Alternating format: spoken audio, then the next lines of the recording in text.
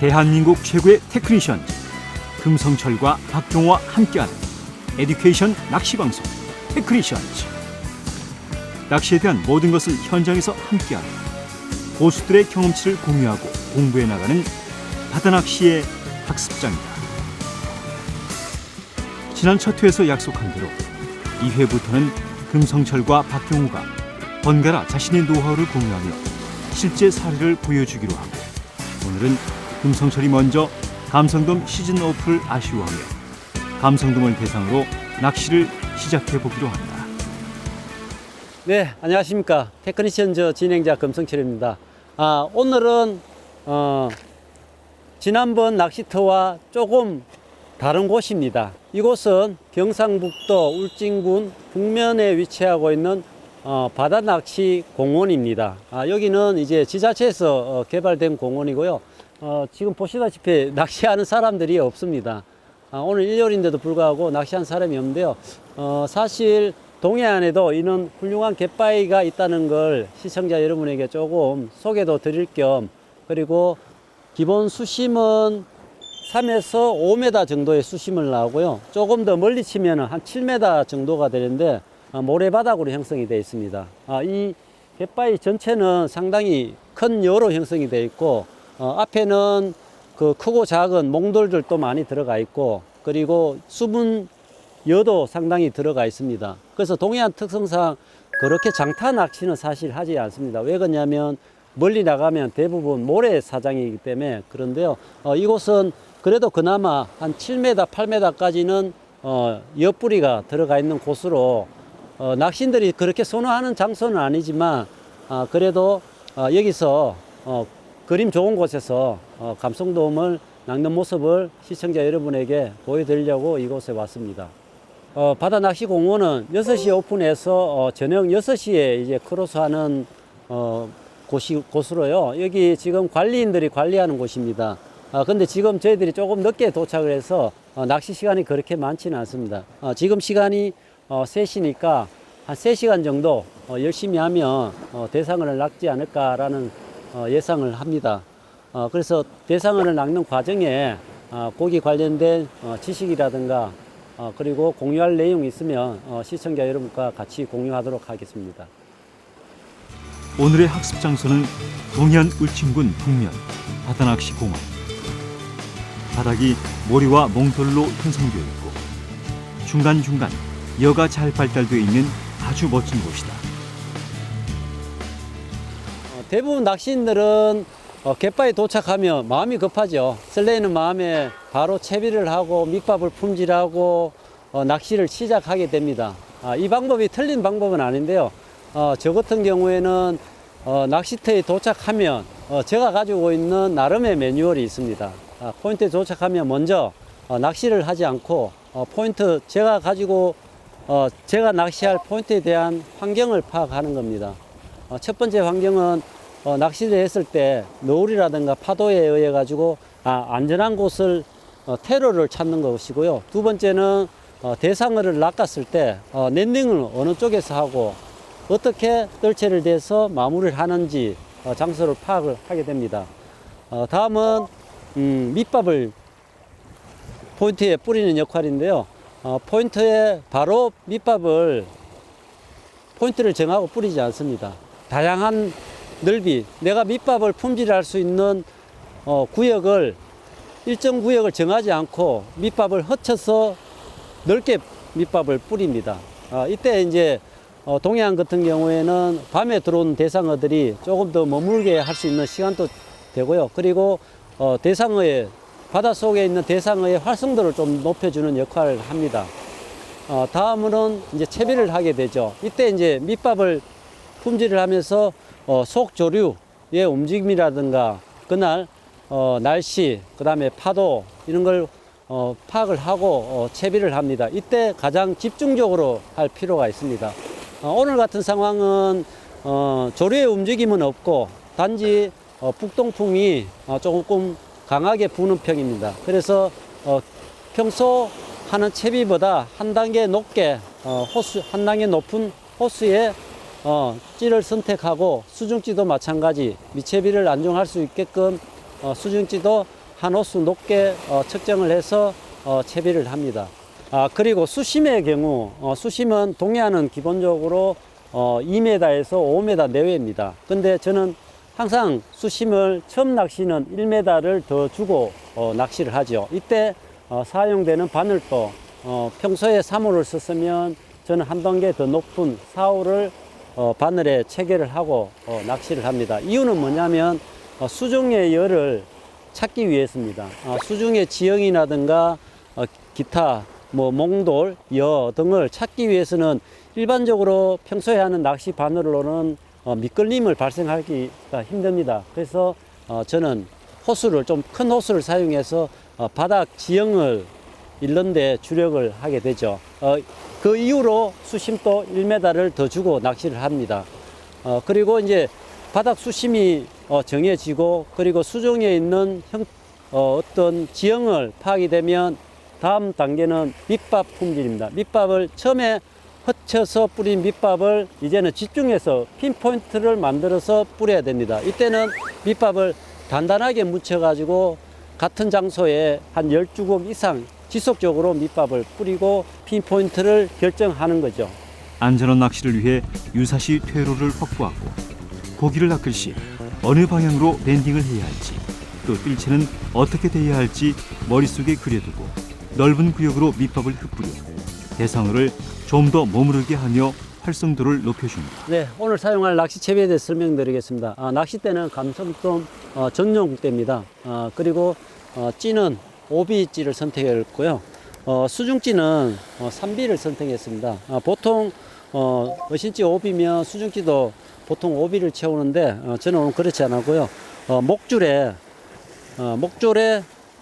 좀 부렉이 센 봉돌을 달았습니다. 칼라 봉돌이고요. 탈부착이 가능하고 목줄에 기스가 안 가는 그런 봉돌을 착용을 했습니다. 오늘 채비가 이렇게 한 이유는 제가 오늘 저희 목줄 길이가 한 4m 정도를 사용합니다. 4m 정도 사용하고 그래서 목줄 길이로 기본 수심층을 유지하는 그런 채비죠. 그래서 봉돌의 위치가 여기 지금 보이는 것처럼 한 80cm 위에 이렇게 봉돌을 달고 미채비가 안정되게끔 채비를 했습니다. 이번 시간 사용될 채비를 살펴보면 낚싯대는 감성돔 전용대 1호, 찌는 5비, 수중찌는 3비, 원줄 합사 0.6호, 바늘은 감성돔 바늘 4호를 썼다. 보통은 어신치가 5비이면 수중치도 5비를 사용하는데 달리 사용한 이유는 목줄 80cm 부분에 사이즈가 제법 큰 봉돌을 달아서 미채비가 안정되도록 하기 위해서이다. 속조류의 움직임과 파도 등을 파악하고 채비 준비를 하는데 일반적 상황보다는 한 단계 높은 부력의 채비를 준비해서 수중연화, 바닥 지형 파악에 집중하며 온몸의 감각을 감성돔 비늘처럼 예민하게 일으켜 세워 활시위처럼 팽팽하게 당겨진 금성철이다. 사실 동해안 낚시를 하면서 물대의 중요성은 여러 낚시인들이 그렇게 중요하다고 생각하진 않을 겁니다. 근데 저는 조금 더 데이터를 활용하기 위해서 항상 출조 전에 물대를 확인하고 그날 만조 시간대가 언제인지 기준을 삼고 낚시를 하는데요. 현재 상황은 지금 바람에 의해 가지고 찌가 좌측에서 우측으로 조금 밀린 상황이고 물색은 좋습니다. 이맘때 미역 채취를 하고 기타 해초류들이 이제 사가 내릴 때 시점이죠. 그래서 기본적으로 물색은 좋은데 수온은 지금 현재 조금 찬 느낌이 듭니다. 수온 차지만 물색이 좋기 때문에 한 30분, 1시간 정도 밑밥 품질을 꾸준히 하면 대상어를 만날 수 있지 않을까라는 예상을 합니다. 네, 제가 지금 낚시할 여기 포인트입니다. 포인트고 제가 지금 이렇게 나름 정의를 한다고 했습니다. 밑밥은 제가 가장 편하게 써서 몸에 무리 없이 사용할 수 있게끔 잘 비치를 했고요. 그리고 제가 낚시할 곳은 이곳이죠. 그나마 여기서 제일 높은 데입니다. 파도가 쳐도 올라오지는 않고요. 안전한 곳이고, 그리고 제가 고기를 잡으면 고기를 보관할 라이브 웰, 그리고 뜰채, 그리고 랜딩은 여기 보시다시피 여기 조금 이렇게 찢어져 있죠. 요곳에서 랜딩을 할 겁니다. 고기를 걸면 이쪽으로 유도를 해서 여기서 뜰채를 대가지고 라이브 웰로 고기를 보관할 수 있게끔. 근데 다른 데는 지금 화면에 안 나오겠지만 수중료가 좀 들어가 있어요. 근데 이 부분은 수중료가 없습니다. 고기를 랜딩을 해서 이쪽으로 유도를 해서 뜰채를 대면 되는 곳인 것 같습니다. 그래서 여러분들도 이렇게 낚시를 가시면 제일 중요한 거는 안전입니다. 일단 안전한 곳에 밑밥을 두고 낚시인이 낚시할 곳을 선택을 하고 다음에 자기가 가져온 소품이라든가 뭐 뜰채 이런 곳을 안전하게 놔둔 곳을 정리를 하는 것이 중요하겠죠. 그리고 주변 환경도 될 수 있으면 깨끗하게 낚시할 수 있게끔 하면 좋을 것 같습니다.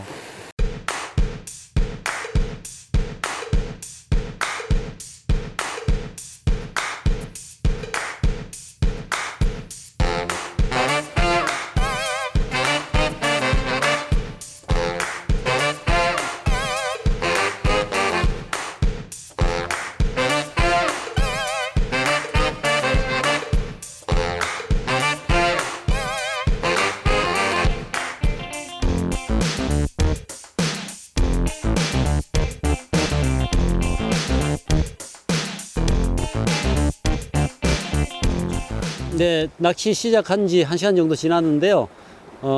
입질은 그렇게 시원하진 않았습니다. 찌가 저 육안에 안 보일 정도의 찌가 잠겼고요. 그리고 이제 바로 챔질은 하지 않았습니다. 그리고 뒷줄을 싹 잡고 있는데 뒷줄을 탁 차고 가는 입질을 통해 가지고 어신을 전달이 됐고요.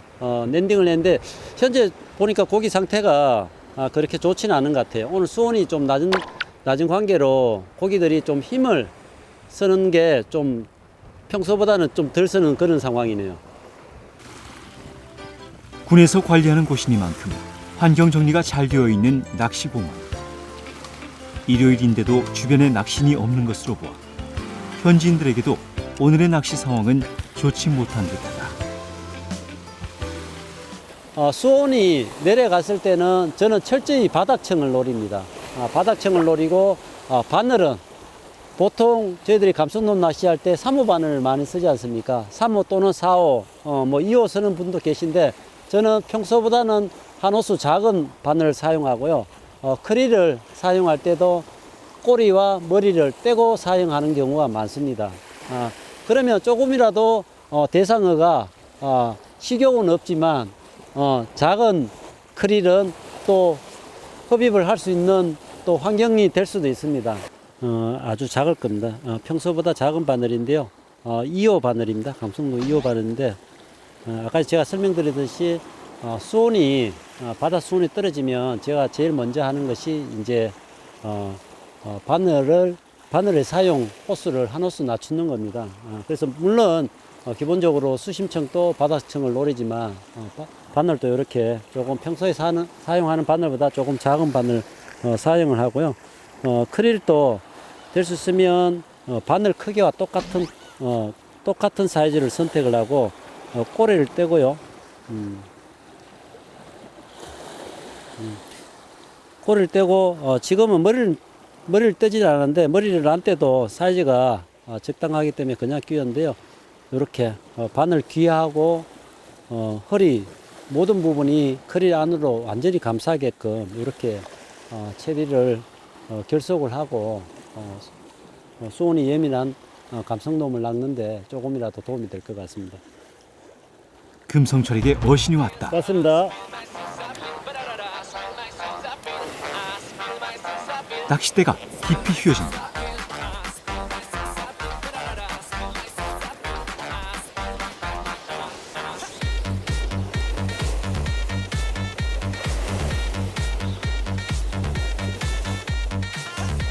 뜰채 안착한 녀석은 감성돔. 아, 씨알이 고만고만하네요. 두 번째 감성도입니다. 예, 두 번째 감성돔입니다. 역시 고기가 찹찹하고요. 그리고 고기가 그렇는데 힘이 없습니다. 일단 고기가 이 바다 수온에 따라 또 활성도가 좀 달라지는데 역시나 조금 그런 지금 환경이고요. 지금 입질은 거의 바닥에서 거의 한 3분 정도 찌가 잠긴 상태에서 거의 아주 미약하게 입질이 들어왔고요. 뒷줄을 살짝 견제하는 동시에 원줄을 탁 차고 가는 그런 입질을 받았습니다. 근데 지금 상황으로 봐서는 마리수는 오늘 힘들 것 같고요. 한두 마리 정도 감성돔을 더 낚지 않을까라는 예상을 해봅니다. 자, 동해안 감성돔입니다. 갈매기들이 떼를 지어 소풍을 나온 듯 바다 위로 내려앉았다. 뭔가 특별한 먹이가 있는 듯하다. 예상한 대로 낚시 운영이 되어지자 자신감이 생긴 금성철. 조용히 마리수를 기대해보는 금성철이다. 감선동 낚시는 저희들이 보통 반유동을 많이 하죠. 왜 그러냐면 감선동이라는 대상 어종이 기본적으로 바닥에서 그렇게 떠지를 않습니다. 그래서 반유동을 해서 그 바닥 수심을 유지한 상태에서 포인트를 탐색하는 그런 조법이라고 말씀드릴 수 있겠습니다. 반유동의 가장 큰 장점은 뭡니까? 수심층 확보지 않습니까? 그죠? 우리가 기본적으로 원줄에 찐 면사 매듭을 하고 어신줄을 끼우고 거기에 마이너스 부력을 또 상쇄하기 위해서 수중줄을 체결을 하고 그러면 부력이 제로 부력이 되죠. 이 상태에서 수심층만 맞춰서 일정 구간을 탐색하게끔 하는 게 반유동 낚시의 가장 큰 장점이죠.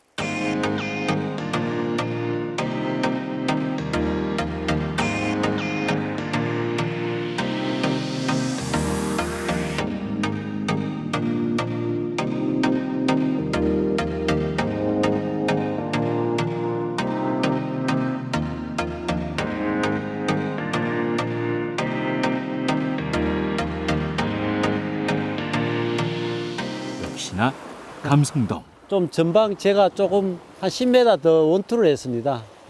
오늘 전반적으로 수온이 차고 그리고 물색도 평소보다는 조금 맑은 편입니다. 그래서 제가 조금 더 깊은 곳을 공략하기 위해서 전방 한 3, 40m 정도 원투를 해서 입질을 받았는데요. 입질은 시원하게 들어오진 않았습니다. 처음에 깜빡 했다가 다시 찌가 또 다시 올라왔고요. 그리고 조금 더 기다리니까 한 1분 정도 기다렸습니다. 기다리니까 찌가 한 1m 정도 잠겼고 잠긴 상태에서 제가 닐을 한 바퀴 감아서 뒷줄을 견제를 하니까 원줄을 톡톡 아주 미약하게 톡톡 치는 입질을 받았는데요. 랜딩에 성공했습니다.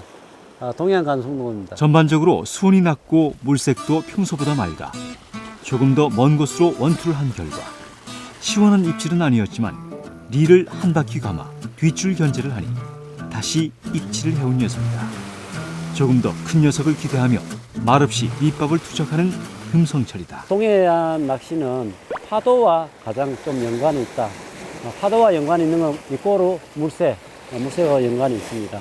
그리고 수심이 낮은 게 가장 큰 특징이죠. 남해 같은 경우 감성돔 낚시가 저희들이 뭐 15m, 20m까지 감성돔 낚시를 하지 않습니까? 동해는 그런 환경을 가진 데가 없습니다. 그리고 또 하나의 특징은 뭐냐면 감성돔들이 경계심이 많다는 거죠. 물색하고 연관이 있습니다. 그래서 채비를 최대한 예민하게 사용을 하셔야 됩니다. 잔존 부력을 최대한 죽이고 감성돔이 아주 예민한 입질을 했을 때 찌의 반응이 나타나게끔 채비를 설정을 해야 되고 거기에서 더 붙여서 채비의 컨트롤도 중요하죠. 조류의 흐름이 없다 보니까 바늘에 있는 미끼를 조금 더 활력을 불어넣어 줘야 되거든요. 그래서 잦은 견제를 통해 가지고 바닥에 있는 미끼가 살아서 움직이는 것처럼 이렇게 연출하는 게 상당히 중요합니다. 감성돔 낚시에 제가 팁을 두 가지 드렸죠. 처음 시작할 때는 기본 수심보다 1m 수심을 더 주고 그리고 바늘의 호수도 한 사이즈 더 크게 한다는 게 팁이었습니다. 바늘의 호수를 크게 하는 이유는 뭘까요? 바닥에 있는 지형을 읽기 위해서죠. 미끌림을 유도하는 거죠. 미끌림이 유도하는 곳에 곧 밑밥이 모이고 그곳에 감성돔이 모이게 된다는 게 감성돔 낚시의 포인트입니다. 동해안 낚시는 파도와 연관이 있다. 수심이 낮다는 특징을 가진 것이 감성돔들이 경계심이 많기에 채비를 예민하게 설정을 해야 한다. 잔존 부력을 최대한 줄여 감성돔의 어신이 지에 반응이 나타날 수 있도록 채비 설정을 하고 채비의 컨트롤도 필요하다. 피싱 TV